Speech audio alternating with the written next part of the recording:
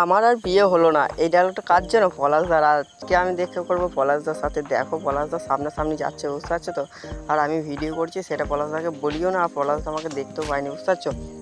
তো চলো পলাশদার সঙ্গে আজকে কথা বলা যাক, পলাশদা কী বলে, দেখি ছবি তুলতে দেয় কি দেয় না, আর আমি কীরকমভাবে ছবি তুলবো সেটা তোমাদেরকে বলি। প্রথমে আছে যে পলাশদার সঙ্গে এমনি যাবো, দেখা করবো, এমনি বলবো যে দাদা দুটো ছবি কি তোলা হবে, এরকম করে বলবো, ঠিক আছে। যে ভিডিও করছি সেটা আমি বলবো না।